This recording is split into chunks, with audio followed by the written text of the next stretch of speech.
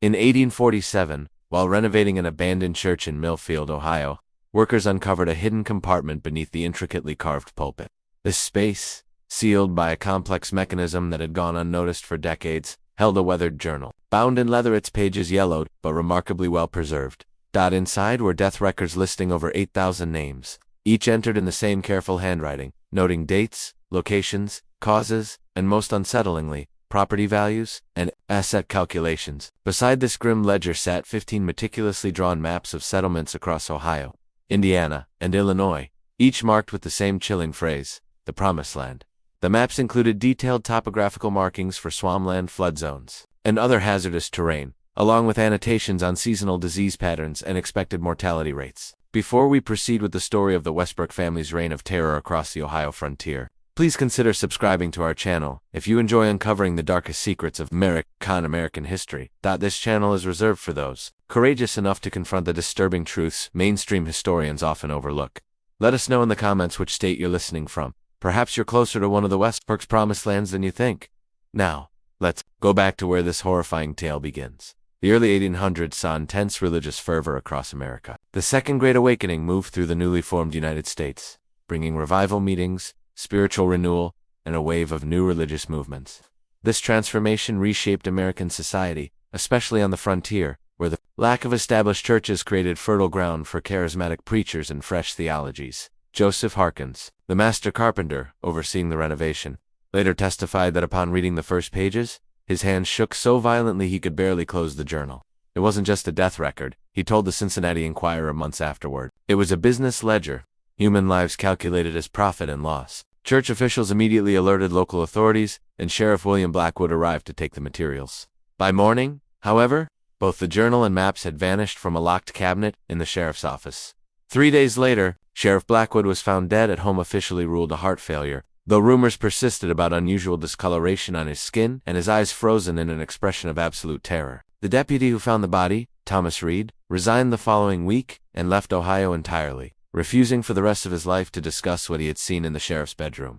For nearly 2 centuries, the Westbrook family's mystery has remained one of America's most disturbing religious conspiracies, a calculated scheme that claimed thousands of lives through what may be the most sinister land speculation plot in American history. The documents discovered that day in 1847 provided the first comprehensive evidence of a conspiracy whispered about 4 decades, but never fully proven until then.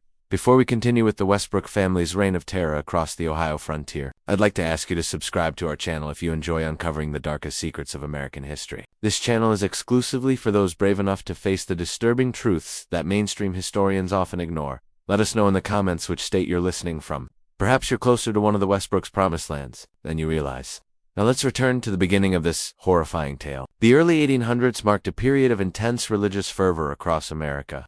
The Second Great Awakening swept through the newly formed United States, bringing with it revival meetings, spiritual renewal, and a wave of new religious movements. This religious revolution transformed American society, particularly on the frontier, where the absence of established churches created fertile ground for charismatic preachers and innovative theologies. Camp meetings could draw thousands who traveled for days to attend, often experiencing what they described as direct, divine intervention, speaking in tongues, and receiving life-changing visions. Ohio, having achieved statehood in 1803, represented the gateway to America's western frontier, a place where land was plentiful, oversight minimal, and ambitious men could reinvent themselves far from the watchful eyes of established society. The state experienced explosive growth, its population jumping from just 45,000 in 1800 to over 580,000 by 1820. This rapid expansion created a chaotic environment where new settlements appeared overnight and religious communities could establish to themselves with little scrutiny. Among the men drawn to this opportunity was Isaiah Westbrook, a failed merchant from Hartford, Connecticut, who arrived in Chillicothe, Ohio, in the spring of 1803.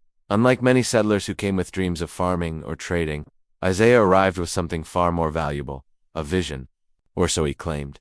Standing over 6 feet tall with piercing blue eyes and a commanding presence enhanced by a meticulously groomed full beard, Isaiah quickly established himself as a lay preacher, initially working within established Methodist circuits but gradually forming his own independent congregation. He possessed a voice that contemporaries described as thunder wrapped in velvet, powerful enough to reach the back of any gathering, yet intimate enough to make each listener feel personally addressed. "God has led me to this place," he told the small group gathered to hear him speak in the town square that first summer, his voice carrying across the humid Ohio air. He has shown me that this land, this Ohio country, is to be a new Jerusalem, for his chosen people. The old churches of the East have grown corrupt and complacent. Here where the forests still echo with the voice of creation, we shall build a pure faith. Isaiah's charisma was undeniable. Those who encountered him frequently described an unusual intensity in his gaze, a certainty in his words that seemed to transcend ordinary faith. Hannah Weathers, whose journal provides one of the few first-hand accounts of Isaiah's early preaching, wrote, "When Reverend Westbrook speaks of divine visions, even the most skeptical find themselves nodding in agreement. There is something in his eyes that makes disbelief seem impossible, as though he can see straight through to your soul and address the doubts you've never spoken aloud." Within months, his roadside sermons were drawing crowds from miles around. By winter, a small but devoted congregation had formed around him, calling themselves the faithful of the new promise. Isaiah's theology was a calculated blend of familiar Christian doctrine and innovative interpretations that positioned him as a uniquely authoritative voice. He emphasized direct, divine revelation, the imminent establishment of sacred communities, and the special status of those who recognized his calling, elements that would later prove crucial to his scheme. What few of Isaiah's followers knew was that he was not alone in his enterprise. His younger brothers, Daniel and Samuel Westbrook, had arrived quietly in Ohio several months before him, traveling separately and settling in different places to avoid suspicion.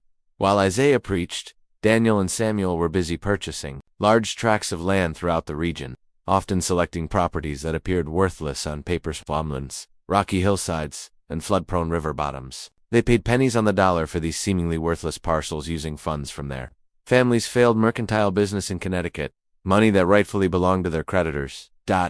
Each brother played a distinct and carefully calculated role. Isaiah, the eldest at 36, provided charismatic leadership and theological framework. With his commanding presence and persuasive oratory, he became the public face of their movement. Daniel, the middle brother at 33, possessed a scholarly demeanor and had studied briefly at Yale Divinity School before financial troubles forced his withdrawal.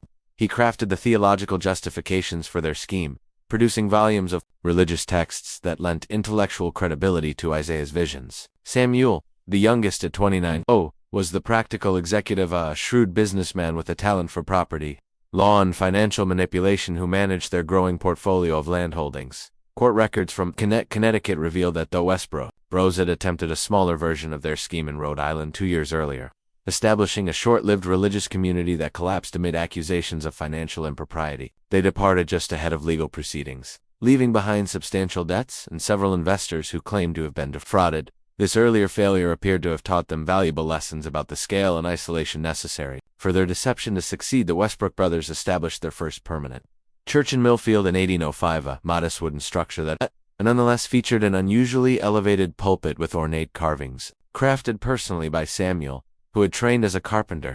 The pulpit's height was deliberate, placing Isaiah physically above his congregation as a visual reinforcement of his spiritual authority. The church's founding coincided with Isaiah's most significant revelation to date. "God has shown me a vision," he announced to his congregation on a cold January morning, his breath visible in the unheated church.